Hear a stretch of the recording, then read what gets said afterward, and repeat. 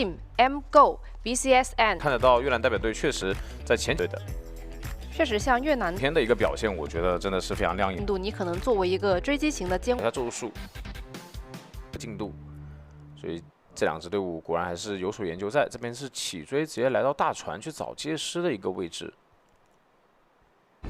不過機械玩偶的話好像沒放出來，先放一個窺視者。對，對於接玩者來說也不着急。那這邊有一個反繞的話，確實也是拉近了非常多的一個身位。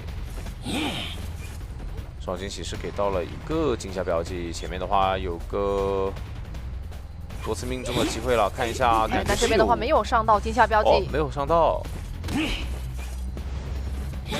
命中一刀，但這邊才剛放機械傀儡。這邊的一個翻窗，還是選擇往大門的一個位置進行牽制了，就還是盡量的去拉開自己的一個機械玩偶的位置。但這個點可能有點牽制不動了。一個繞場謝幕，不過飛輪效應是頂掉了這一波的普中攻擊。沒錯，那這邊看前面的話，應該是能進板。感覺剛好是可以到咒術師的一個附近啊，但是前期的話應該是不打算進行過來干擾吧。不過這個牽制的話，其實對於求生者來說已經是非常不錯了。對，非常成功。加上機械玩偶的話，現在是在大船底下，他可以去上了狂歡之椅之後，再把機械玩偶控到密碼機旁邊。沒錯，因為一個飛輪成功清掉了自己的驚嚇標記的話，我覺得對於監管者來說，他又多拖了17秒，對吧？我看一下這邊也是讓守墓人趕往第一次救援。這邊是遁地前行過來，沒錯。這邊的一個救援的話，應該是沒什麼太大問題，因為咒術師也在附近，這樣可以是輔助到守墓人一個貼近椅子的機會。但前面看一下，後面拿狀態的機會沒有。這邊也是要給到守墓人一個傷害。這邊還是想要多追一下守墓人。因為他知道你們的想法是說讓接師往這個角落裡面倒，然後咒術師進行一些輔助嘛，然後把你守墓人擊倒了之後，你外圍的密碼機會有一台停滯了。反過來，那看一下咒術師的一個位置來了嗎？沒有，選擇先去把守墓人給摸起來。其實感覺也是因為守墓人那邊是給了一個雙倒，其實感覺這一波如果不是給了一個雙倒，密碼機快夠了。沒錯沒錯。看一下。木武士的一個點位來了嗎？感覺他們這一波的話是選擇讓木偶師過來救援，對，然後外面咒術再去調整守墓人的一個狀態。這個距離其實會有點遠，所以選擇不救了。那感覺這波安排的話，稍微的是晚了一些。主要是你其實是調動了所有人的位置，外面就基本上是只有一個機械玩偶還在破譯。而且木偶師這邊的話是直接起到追擊了，身上化險唯一是沒辦法交出來了，現在。先邊手路易，看一下。現在還差一個焰火舞台的驚嚇標記。對的，給到，但是也是成功變出路易，空飛人過來，手上還有個雙驚喜，想壓他不讓他去變路易的一個情況，但是還是按出來了。繞場切木過來，還有驚嚇標記沒給到。是的，這波的話還是沒能命中，現在是命中了。場上密碼機的話，其實還差半台左右。對，因為40的話，其實是剛剛機械玩偶的那台。沒錯。那我看一下，這是往角落方向掛。感覺這局對於監管者來說，他的一個機會點還是很多的。首先從這個藍野來說的話，就有一個雙倒的機會了。看下這個點位非常遠。是應該要被命中出來才行，但是同樣還是很難救啊。到你這邊前感覺有點雙機器還有一段，有點救不到了。看一下能不能扭掉，再扭。2次機會，沒有救下來。那把人再往大石頭這邊去牽一下，應該不掛，然後去找一下咒術師的一個位置。因為知道你場上的話，其實密碼機還差着嘛。那現在耳鳴是已經起了。他選擇先放一個窺視者，然後出去找一下 TH 牛眼。对的。但是還是命中了一個驚嚇標記。是的，咒術師的話想要趕到那邊去救援一下木偶師。對，但是雙他現在一直鎖着技能，直接倒在旁邊。他就算手上是有猿猴咒像，也没能夠交出來。对，一直把技能給封住了。這邊的話，一個治癒是來到了80多的一個狀態，感覺還是很難交出自己的一個绝度逢生了。是因為你也是放了一個窺視者在旁邊嘛，你整個速度會慢一些。沒錯。那這邊是掙扎下來，看一下有沒有一波救援的機會，手上還是有一個鏟子的。空中飛人趕路。但這波救援下來的話，其實還是要咒術師那邊趕緊去交出來自己的一個猿猴咒像，但這波還是救不到。對，畢竟距離太遠了。那 BCSN 的話是在第一局先拿到了一個4抓。对的，因為你可能马吉的一個角度來看的話，他並不會影響，反而是想保護一下飛行家。但是從區域選擇來看的話，好像並沒有做到。那這邊起追飛行家的點位看一下，這裡想要先去繞一下，放個窺視者。那首先這邊的一個圍龍其實就可以在大空地釋放了，感覺是沒辦法進入到交互點的。對，這邊可能得去交出飛行器了。如果說不交，可能就要吃到一個普通攻擊的命中。沒錯，剛過來，但是出到的這裡跟的話，得把自己的玄天也交了才行。對，補了一個圍龍。但也是拼盡全力吧，2個圍龍拿一格存在感也還行。對，也算可以接受了。然後有一個短暫的真空期，看一下這邊手上還有。但這邊的話是稍微騙了一下。哎，在騙道具啊！但是其實這個道具交出來的話，並沒有去拉開這個距離。不過整個擊倒的時間就很快了。是的。且剛剛的话，因為也是有一波博弈上面的失誤嘛，所以導致也沒有利用到啦啦隊一個振奮。看一下這邊大副的一個救援被攔的是有點遠的，那看這個圍龍能否把大副給召回去。想提前攔一刀，哎，但是還是命中。但這地方其實還是有點遠，危險，但好在原力值不足。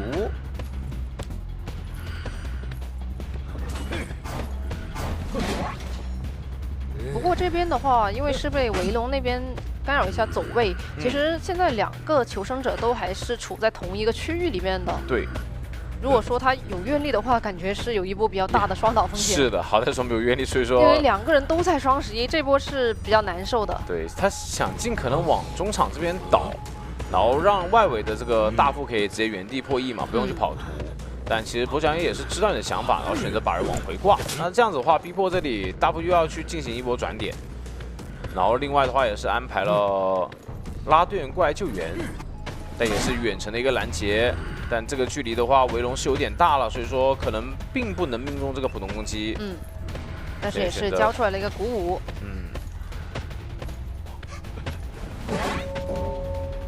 這波啦啦隊員過來救的話，其實狀態倒是掉的不多，只吃到了1/4的傷害。這波的話，板區的命中是博弈的非常的不錯。是的。这的話也是選擇往海邊。但是因為第一波被擊倒的比較快，所以現在飛行家掛上椅子將被淘汰了之後，其實場上密碼機還有2台要去破譯。對。你看到，而且狀態主要也不是特別好嘛。好在說這邊的一個通緝是給到了咒術，選擇一手傳送落地到了小黃附近的位置，那應該能找到臉上的大副了。手上還有個懷表，選擇圍龍照出來，但是照錯了方向，看到。但這邊補了一個圍龍，已經在臉上了，一個普通攻擊命中。沒錯，那這樣子的話，道具也交了，還倒地了，感覺有點不妙啊。因為這一波的話，其實他在續大副節奏上面是比較快的，剛剛也是很快到達了大副的臉上之後，他還把自己的懷表交了，但是卻沒有牽制起來。那一會兒下移了之後，其實你是沒有牽制上面的手持物了。沒錯。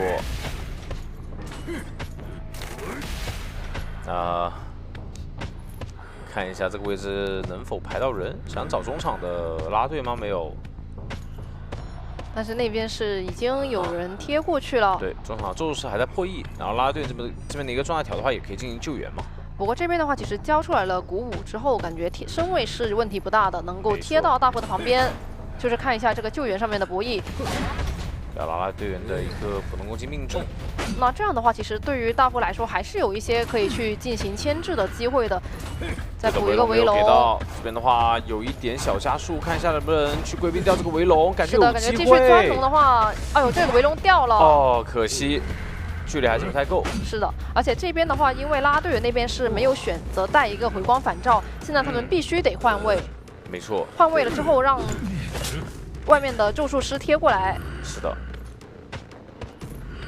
但現在場上的話，有一台99的密碼機壓好了，但是具體位置好像不在這附近。然後咒師趕過來救援，對於咒師來說，這一局他必須要把時間給拖得更久一點。其實感覺這邊可以再去壓滿一點。對，因為大夫這邊的淘汰進度條還有很多。所以我覺得你可以這樣，就是不交圍龍我就不去救嘛。交圍龍我再去跟你博弈一個救援，哎，選擇直接救下來。哇，那對於大夫來說，其實下野之後很難進行牽制啊。是的，其實密碼機差的不是很多，但是要一個跑圖的時間。對，這邊咒術可以再去過來幫一下。看這邊能否去撐出大夫的一個自癒時間。對他的話，身位一定不能說離得特別遠才行，一定要把控好位置。對的。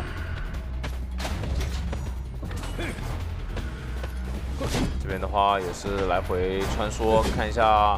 確實並沒有命中，這邊有點着急了。對於監管者來說，命中到了咒術，那這邊的話密碼機是直接亮了。那手上原力值的話也不是很夠，看來這邊圍龍罩住了大戶，給到一次普通攻擊命中。但是現在的話，其實求生者跑一個的面還是比較大的，因為他可以選擇讓咒術師留在了小門區域，然後拉隊員去大門區域。沒錯，不管你去管誰，你都只能去管一邊。你看到拉隊員這邊已經在門口點門了，他只要去堅持一個點門時間就行。但手上的話其實有猿猴咒像。對的，有3層猴，這邊給到。那圍龍撐出來時間，另外一邊門點開，感覺是能跑一個先。但這邊的話，能感覺到地窖的位置不是很近啊，比較遠。對，所以盡可能也是多拖一點時間了。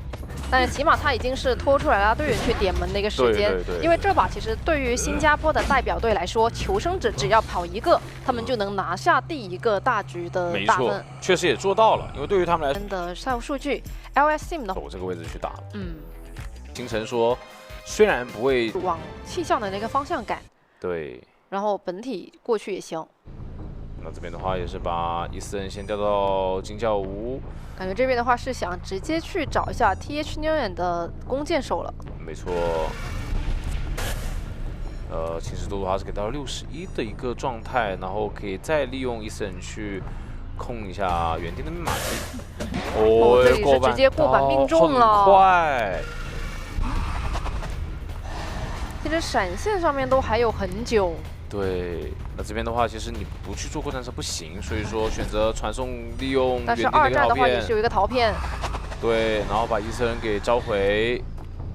啊，也知道你這邊把車燈給點開了，但我還是能去利用隊友的一個位置，然後快速的接近身位啊。是的，而且伊斯人那邊可以繼續先牽過去，然後我們一會兒再去趕就行，他去等一波冷卻時間就行。沒錯，那這樣子的話，一下子干擾到3個隊友的一個密碼機，但同樣的技術的一個 CD 也好了，落地下來，侵蝕度的話是51的一個狀態，手上閃現也好了。但這邊閃現是已經好了，感覺就是閃現擊倒的問題。對，再騙飛輪，閃現過來噴一下，然後再給到一刀。對，這一下的話，其實密碼機現在加起來是1台半。是的，還是比較快，因為你第一個普通攻擊是命中的比較快嘛。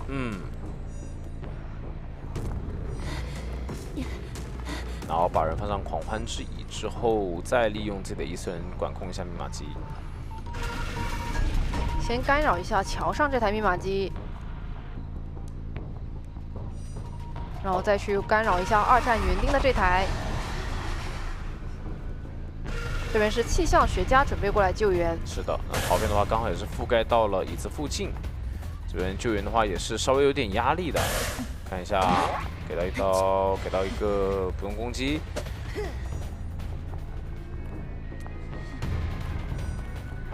其實弓箭手手上的手持物還是有的。但逃騙的一個形成，侵蝕度的一個狀態的話，還是比較理想的。是的，但這波的話身位可能有點難進到板子了。對，距離沒有拉得很開。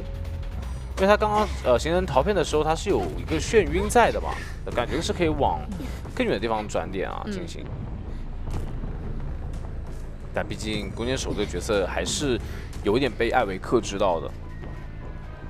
那現在把伊斯人再去拉到終點區域。沒錯。那個2階，但下來的話是並沒有造成一個狀態的損耗啊。而且他是知道傭兵這邊想要去過來救援，所以再過來去趕一下。那個進度條的話也是比較危險，但是也是命中到了傭兵。但因為剛剛2階交過，所以現在去追擊弓箭手的話，會有個短暫的真空期。看一下，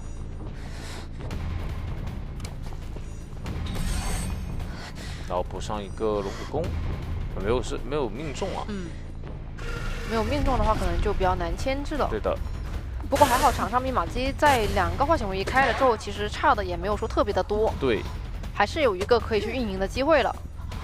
但這樣的話，得趕緊把傭兵的狀態也調滿才行。對的，主要狀態利用這一波2階的一個真空期的話是調整好了。然後找下園丁的位置是沒有2階的，所以說下來的話，園丁是有一定的牽制空間在。但是閃現好了，其實是有一個閃現命中的機會。是的，甚至現在其實走平地都已經要拿到命中了。沒錯，但是沒有命中啊，一組面像是沒有命中的。不過也還可以接受吧。密碼機快好了，其實對於整個節奏來說的話，它更多要是圍繞密碼機去進行干擾才行。但這台感覺是不是特別好去守住了？是的，因為其實現在場上2台比較多進度的密碼機都已經有80多，它其實不在一個時空之影可以去控制的範圍。如果說可能60、70还是有機會的。就現在更可能是要去進行一個有效的擊倒，是比較好的。看到。他們已經是提前興起了一台密碼機。對。現在想要先去管一下園丁這台，但這台是能開的。我覺得他重心可能要放在管門上面去好一些。伊斯人就放橋這個附近，還是選擇要去找園丁的位置嗎？但現在其實園丁跟傭兵那邊都已經是在翻道具了。對，但是反而說這一波找人的話是有點機會啊，因為這邊新的一個密碼機進度是不太夠的。不過還好是沒有給到一些狀態。對。想去找，但沒有找到園丁。看到傭兵的話，也不想追。那現在的話，2個人都已經在調整狀態了。對的，能找到嗎？這波調整狀態是他一個打擊倒的一個好節奏啊！看一下，但是感覺視野上面是並沒有發看到，耳鳴是有的，但是沒有找到。選擇是往2站上面看嗎？找到了，但是已經調整好了。園丁了。對的，這個時候再去追傭兵的一個狀態的話，我覺得意義不是很大。看一下，給到一個普通攻擊的命中。但現在興起那台其實也還在破译，因為剛剛你過去的時候是沒有管到气象學家的狀態。是的。然後再調動意識人去干擾一下氣象學家的一個破譯。但首先你這邊園丁還是有一個化險為夷在的。而且園丁那邊，因為它是有香水，然後還有一個護腕，可以去利用這個手持物去救援。是的，你看這波是直接先放香水，然後再去救援。對的，狀態也沒有給到。而且氣象那邊也是卡在了圈邊。我感覺其實越南代表隊應對時空之影還是應對的非常的不錯的。沒錯，信實度啊92沒有滿，那這樣子的話反而是有點被求恩方運營起來了。因為他其實是有點想要說把監管者那邊騙到這台密碼機。沒錯，感覺點快了一點。但這樣的話，其實密碼機就會掉的比較多。現在2台多的都已經有80多了，甚至還在修第7台。因為這個落地的話，就有一個有個那個技術的一個真空期嘛，然後這個密碼就可以壓好了。那他現在必須要去壓住園丁的位置。傭兵的位置，感覺可以先去布置一下開門戰了。对，還在想要去打上野嗎？有點難吧。這個卡角落不想讓他一組美將噴中，但是還是命中了。那還有一次掛上狂歡祭的一個機會啊。感覺剛剛那波密碼其實已經好了，但也不敢開，但是有點不敢開了，就畢竟他是沒有回光返照，但我覺得，但是再掛一波，其實對於求生者來說是沒那麼好了。對，但我覺得其實保平是能接受的，就是這個時候你不要想着說我怎麼把這個局勢給穩住，就是我怎麼過來去干擾一下佣兵。哎呦，這樣子的話直接命中，另外一邊還是不敢開啊，這裡打了一個來回拉扯，沒有開的話，其實反而沒那麼好。是的。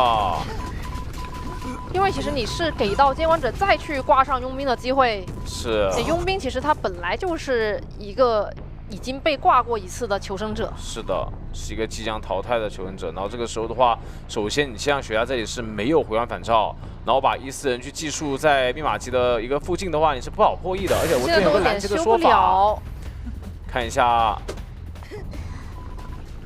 先过來去看一下氣象的位置，沒錯，因為那邊其實是在陶片的一個覆蓋範圍。就站住這個密碼機的話，求生者就有點不好破譯了。改一下位置，這邊氣象學家選擇不破譯，我覺得氣象學家不能破譯。對，他現在只要破譯的話，其實自己就要被擊倒了。現在只能等求生者看有沒有人可以繞回尖叫屋的密碼機，然後進行把它破譯開。但監管者這邊是發現了，看一下，感覺攔截，所以是選擇自己過去。對。那趕緊調一個人去橋上那一台密碼機去破譯會更好。你既然要求穩，就求最穩。但現在的話，他們是選擇去卡到起點门了。卡起點門的話，其實可能就不一定好開啊。也行，你畢竟這邊是有個護腕。對，但是這樣的話得監管者給你機會。如果監管者的身位一直保持在密碼機附近的話，你是不太好開的。那現在的話確實是讓了一點身位。所以是讓傭兵把這台密碼機破開了。對的，然後園丁那邊是已經在點門了，這邊選擇落地下來，直接2階給到像學家，但那邊門的話其實已經是要開了，就感覺這一局的拉扯拉下來會有點猝不及防。就感覺其實兩邊都稍微給了一點點機會，但是同時兩邊又穩住了。就能感覺。赛後數據，這把傭兵是破了2。然後選擇了割據。面對的監管者是明確想去能牽制得動，對吧？也有可能說監管者這邊選擇在中間站，好，反身是直接去找弓箭手的一個位置。弓箭手的話，其實前期利用自己的手持物，感覺還是能拖的。對。前面這個點位想要去進到2板1窗。沒錯。啊，這邊是成功眩暈。那他其實也有在注意氣象學家的一個密碼機，就在旁邊反繞一手，但這邊的一個雙板區是比較有優勢的，然後過來去找一下這邊3站，這裡哎呦強攻博弈到了，哎回溯過來，但還好下板沒有刀。其實本來剛剛是有一個板子的命中，但是沒有博弈成功。是的，感覺也是有點極限了。那回溯交了之後，其實雙板子的一個博弈就比較輕鬆一些了。是的，往右邊去的話，其實板子也是拍過的，現在閃現馬上就要好了。對的，看一下這邊的一個隱約強風再推開，這樣的話能夠進到前面的板區，所以想過來去找一下弓箭手，而且弓箭手這邊的一個弩鼓弓的命中非常精準。是的，再掛了50的撕裂值，極限的一個進板，然後撕裂值再次眩暈，手上閃現的話，要不要選擇閃現？開第1刀呢，有點難啊，現在。但這裡的話有一個平地普通攻擊命中的機會。對的，再補上一個後車弩。但前面的話，如果有身位，就差不多是閃現擊倒的節奏。想反身再去找氣象，我覺得不太合理了。其實有在注意這個密碼機的。看一下這個板子博弈。是的，其實他已經是有在預判。對。你看當時是回身，沒有直接下板，選擇回身，因為下板你是一定會吃到閃現。對，有僵持。但是他沒有去下。所以選擇去想要去博弈到板子的另一邊去。我感覺這一局整體的牽制時間是已經拖夠了。我們要知道這個版本是有一個觀眾效應在的，所以對於求生者來說有一定的爭贏空間在。目前的話可能還是比較偏平局。陳雲過來是貼近椅子，然後把人給救下。但這邊的一個轉點反而是跑到一塊兒了。感覺一開始可能2個人沒有溝通好，對，都是往橋上這邊去的。那也算是強行打了一個雙倒。再過來的話，還有個龍骨弓。哦，没有命中，那前面这个牵制空间就不是很大了。密碼機的話，現在是差不多4台，但是倒到2站這個地方的話，其實還是有1台進度比較多的密碼機。對的，因為這雙倒的話，可能就導致密碼機的一個進度不夠嘛。現在還是差1台。嗯。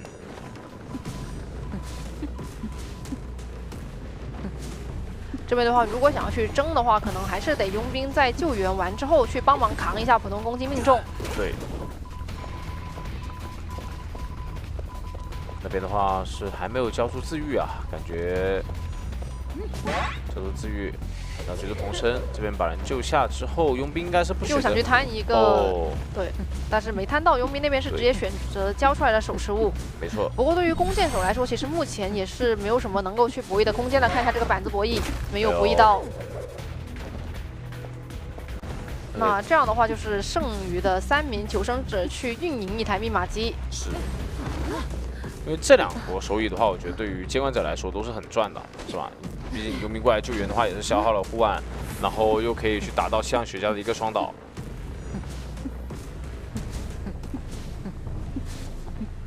看一下這邊排點的一個位置能否精準的找到，但暫時是沒有精準命中，但是已經起了耳鳴，感覺這個範圍還是比較好去排到的。能感受到人在附近，但現在因為前期救援的時候已經是交過2個護腕。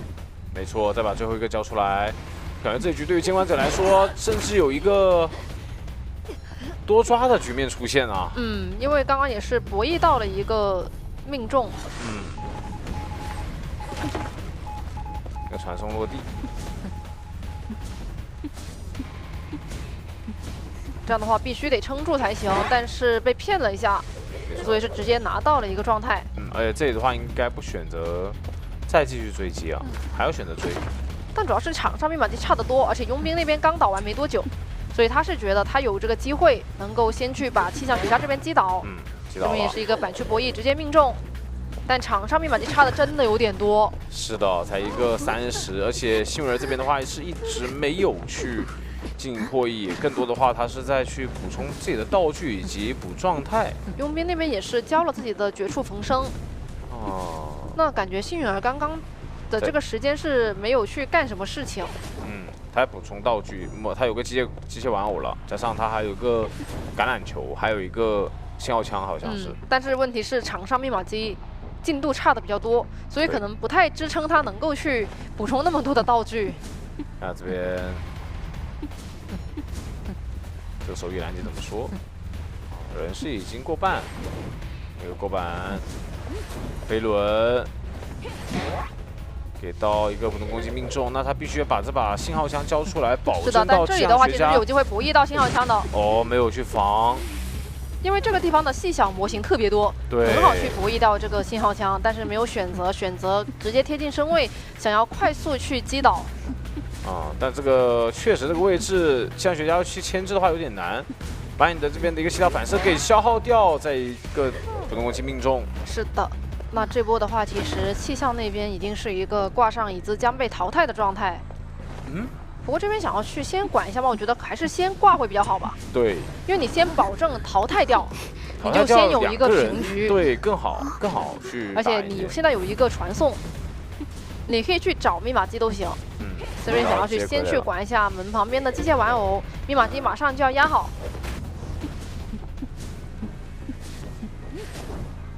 然後找到幸運兒的一個位置，然後幸運兒這邊的話也是有個橄欖球的，因為他剛剛補充了好多道具。然後看一下這邊的一個追擊時間，直接選擇交出來了橄欖球，但前面還有個板子。嗯，但對於歌劇來說的話，橄欖球其實效果不是很大，主要他自己通過隱約斷了好像。那現在門的話也是已經快了，如果說他能夠快速擊倒，其實還是有一個4抓面的。是的，這邊交出橄欖球，但是擊倒了。看一下傳送，感覺是有機會。對，如果他直接傳的話，是能夠去攔到的。對的，這邊再點給一刀命中，但沒有堵門。但是他沒有堵門。啊，很可惜。那這樣子人出去了。我感覺剛剛的話，監管者還是得在傳送落地之後去把握一下自己的身位。是的。可以說你在命中了傭兵之後，再去命中一下，是出不去的。對，有聽到這個點門的聲音，所以回頭去普通攻擊命中，但是並没有考慮的這麼細節。那這樣子的話，也是越南代表隊這邊還了一個。看一下第三回合選擇了一手砸破傷，打得特別舒服。主要是感覺這個。來看一下這邊起追是甲門的古董商，這個反繞。但這邊的話，其實也是比較防範。但前面是可以去打斷，但並沒有。這邊機關槍的釋放，前面交出来藤蔓，对的。而且碎石也是拿到了一個命中，对的。現在其實狀態上面會掉的比較多。再交出來，哎。不過影響也不是很大，因為前期節奏比較好，現在只差1/4的狀態。就看这个碎石能否命中了，但前面的话再拖一会儿时间，手上的飞轮效应是能拖好的。机關槍飛輪躲掉，但還是命中了機關槍的一個控制。但前面這裡的話是感覺可能比較危險了。對，碎石可以去壓迫位置，然後去普通攻擊命中嘛。那直接擊倒，把人掛上，整體密碼機的一個進度也是來到了150左右，160左右。然後看這邊的一個救援安排是讓陶大師先將古董商給換走，好釋放迷煙弩。這邊過來救援的話，可能時間上會不會有點早啊？不過是一個沒有掉狀態的救援。就也是衝着保平去了。這個的話倒是也可以接受。對的。場上密碼機現在是2台半左右，但是對於古董商來說，已經沒有什麼可以去牽制的機會。對的，道具已經消耗乾淨了。看一下，把人給掛到花園的位置。這波他們是選擇讓拉拉隊員繞過來。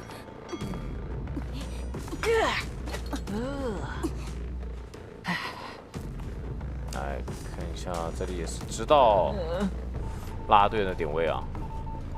但我覺得求生方要不選擇就是這波就不救援了。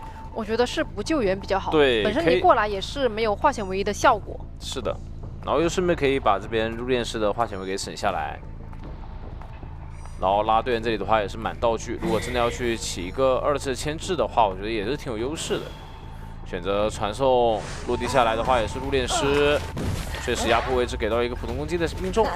但是他因為自己本身有靈柩，所以這波的牽制壓力並不會說特別的大。藤蔓這邊很快感覺就能命中了，命中了沒有？但這裡的話沒有命中，那還是給到了去牽制的機會的。是的，那碎石的話應該是沒什麼太大問題的。但這下碎石就算吃到了這個傷害，其實也還行，能夠接受。因為場上密碼機確實差的不會特別多，對，而且他們還是有多修1台的。這種情況的話，就會導致監管者是沒有辦法很好的去管住密碼機，或者說掛在遺產附近。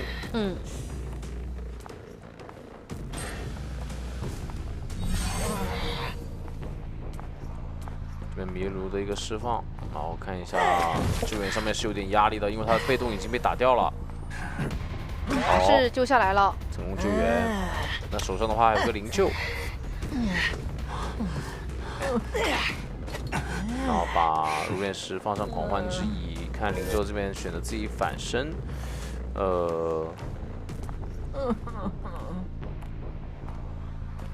要去換抓，但這波電車過來了，那這樣子的話，直接被續上了節奏。對，非常快速的一個擊倒。其實本來感覺他這一波是有機會去牽制的。是的，密碼機我們能注意到，其實差的並不是很多，只差半台，因為他還是多起了1台。那現在的話，續上了陶大師的節奏，就會導致拉隊員要進行多一次救援，而且你密碼機這邊外面破譯的話，手上的傳送是好了呀。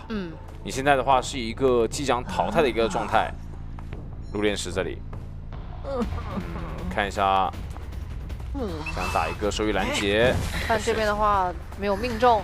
對的，看一下以前的博弈，選擇直接出普通攻擊。對的，然後看到這邊密碼機在動啦，選擇直接傳送落地。那入殮師這裡感覺是很難再繼續牽制了。重印之托給到一個落地的普通攻擊。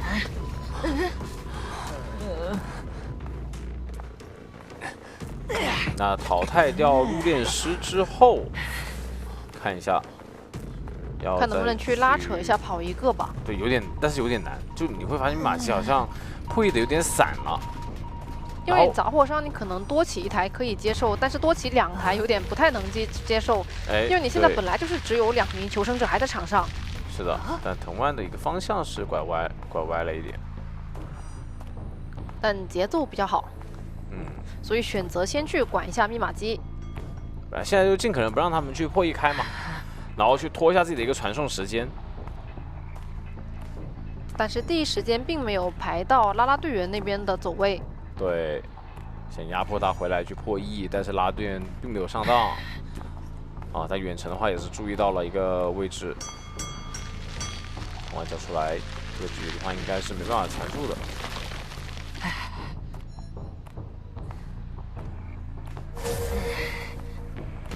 看一下碎石並沒有命中，但同樣也是帶到了陶大師的附近。主要這台機因為從空機開始破譯的，對的，所以你破譯了這麼久，也只有70多的進度。是的，也不夠，而且這邊沒有道具了，其實很難牽制啊。用直拖還是能接到的。那現在對於監管者來說，傳送是在手上的，你只要你破譯，我就知道。對的，所以說現在可以把人往遠處去牽，這樣子的話，哪怕你交出了絕處逢生，你也不能第一時間破譯密碼機。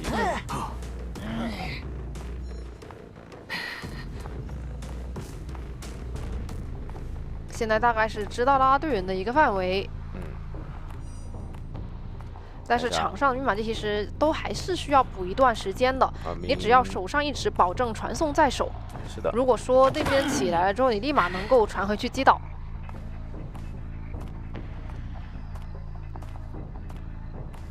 你看到主機了，藤蔓交出來，那應該是直接命中。看一下這裡人攻擊也命中了，這邊交出了絕處逢生，那選擇再牽起拉拉隊員往中場去驅趕。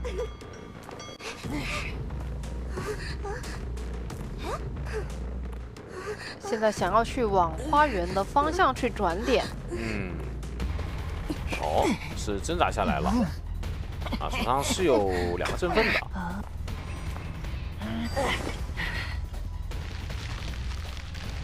哎呦，飛輪！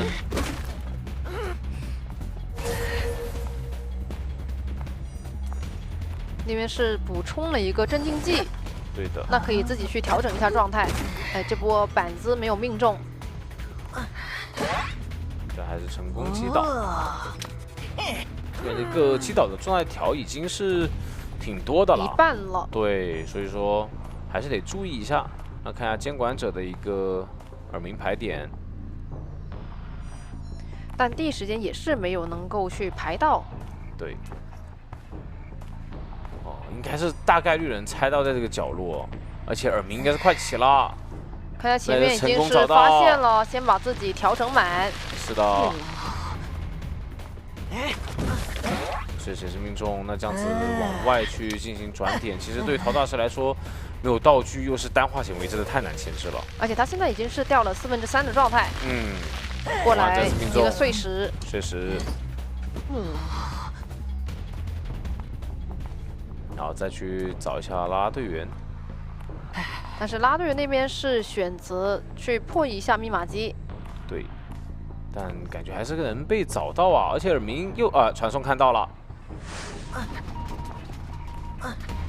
我按交出看一下，哦，還是沒有被缠到了。對，然後也成功命中。那這樣子有機會嗎？因為他這個淘汰進度條的話，其實是爬行，想要去地窖。我按交出來看一下，距離有點極限。好像能爬到附近啊，這個距離能趕上啊，但是有點極限，感覺爬出去哈！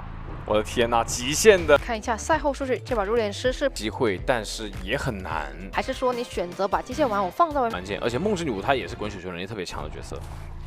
來看一下，直接找結石。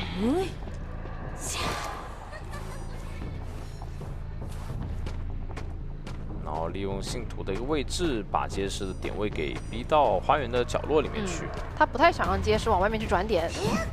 這邊先放出一個機械玩偶，没錯。这样的话，谁去来一个包夹？单板的话就容易给到一个寄生的普通攻击命中了。再给机械師來一波寄生，但這裡有一個原生去擊倒的機會。感覺這個擊倒其實還是有點快，比較快，因為他這把是沒有機械玩偶的，而且他是沒有吃到這個巡視者的技能，那一會兒過來救援的時候可能會稍微有點壓力，得提前去進行遁地前行才行。哎，遁地過來了，但是也是被成功攔截到。但如果說你要去選擇卡這邊窗戶的話，也不太好去卡。沒錯，因為對於監管者來說的話，也是提前把自己的一個信徒的位置鋪排得非常開。但是要貼近到狂歡之蟻，有一定的過半的風險，選擇直接救嗎？博弈到了，一個震懾。那這個震懾，我覺得影響就特別大了。是的。對於夢之女巫來說的話，震懾它就可以起到一個雙掛狂歡劑的一個節奏，而且雙掛的話，你可能外面兩個求生者都得給點機會，巡視者直接交。攔截，是的，巡視者好，但是心理學家，所以說他的一個救援，我覺得有說法在，但同樣他沒有帶飛輪效應，可能會救不到。就這邊的話，確實你巡視者是有一個控制在的嘛，那現在的話，對的，勘探員也是過來幫忙。救不到了，這邊要成功淘汰掉機械師了。是的，那機械師沒事直接切閃現，非常的果斷，是擊倒了守墓人，而且這個守墓人是已經掛過一次了。沒錯，而且你要面對夢之女巫的一個 OB 的話，其實勘探員並不是一個最優的選項。對，這裡大空地的話，其實也是沒有辦法去進行 OB 的，所以夢之女巫這邊也是選擇直接去逼掉這個磁鐵。沒錯，然後現在的話，信徒的存量還是很多的，而且密碼機的進度是完全不夠。這一波的話，其實目前已經是一個掛上椅子將被淘汰的守墓人。沒錯，只能讓心理過來救援，但是還差3台整的密碼機。看一下。這邊的話，交出自己的一個鏟子，但是並沒有成功啊。是的，也是被監管者那邊打斷技能了。那現在的話，其實很快就要進入到一個心理學家和勘探員兩個人去運營的機會。主要是對於夢之女巫來說，兩個人你要跑一個很難，非常難。對，因為它是可以利用雙信徒的一個位置，成功去管控到兩個人的。是的，而且對於夢之女巫來說，你殘局的時候，可能就會面臨到一個場上信徒比求生者的成員還多的情況。是的，是的，這個也是他們需要去防範的。你對於心理學家來說，其實他就是比別的角色多一格狀態，但是他現在利用這個狀態要去拖到3台密碼機，我覺得還是有點艱難。沒錯，而且這邊的話是選擇讓自己的原生去追擊勘探員，然後寄生這邊持續干擾心理學家。是的，對於他來說的話，他畢竟是要等出自己的一個閃現的 CD 嘛。然後這邊信徒驅散掉。而且這邊其實還有個問題，就是在於勘探員手上還沒有撿到女巫標記。對的。那現在他只能先去拖着這個寄生信徒。那我覺得可以利用原生的位置，然後去驅趕一下心理學家，然後我可以去利用自己的閃現，然後慢慢的去控制這個節奏嘛。而且外圈這裡都是沒有女巫標記的，女巫標記是其實是比較集中在墓地區域，跟剛剛他自己的那個。一個過板的話是砸板，兩邊都被砸到了。但其實感覺對於他來說還是有挺多的機會，因為他只要控住場上的密碼機就行。對，只要不讓你們破譯就行。而且勘探員這邊沒有，這邊是下來，但是被發現了。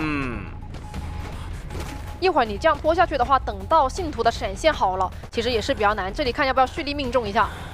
先騙飛輪效應，交出磁鐵彈開。但是這波彈開其實對於他來說影響並不是很大。是的，因為也是去消耗球員方的一些道具。那原生信徒這邊是丟失了心理學家的一個視野啊，我覺得可以選擇利用自己的一個超脫，然後再跟進距離。看一下跟上。現在已經找到心理學家了。對的，補上信徒。那現在可以把他先驅趕下去。就是寄生信徒的一個數量比求生者要多了，而且閃現好了，我覺得可以。勘探員還是沒有撿到女巫標記，一個板子博弈命中。對的。但是前面這些信徒的閃現要好了。對。感覺心理學家那邊被逼掉那個狀態之後，也很難去牽制了。沒錯沒錯。原生也是先拉超脫，然後這邊寄生跟上勘探員的位置，再消耗一個磁鐵。勘探員那邊其實也是沒有選擇先去驅散一下。對，因為現在他的一個寄生好了嘛，可以選擇去補給勘探員這個寄生。然後呢，再去用原神管心理学家，因为对于他来说现在不着急，慢慢去打就行。对，3台密码机的一个存量的话，我觉得还是很好去有机会的，而且这邊是選擇利用自己的原神壓迫過來，想選擇一個包夾擊倒，閃現交出來，閃現過來擊倒了勘探員，那這樣子就要開始消耗他們的一個絕處逢生了。而且對於夢之女巫來說，因為我可以把你的寄生信徒一直控制在你的旁邊，你是沒有那麼好去交絕處逢生的。沒錯。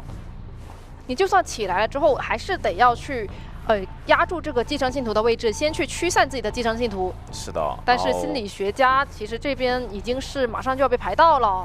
沒錯，這邊找到，然後也是給補上一個寄生，牽起來先。但也還行。這裡選擇先放到狂歡之翼旁邊。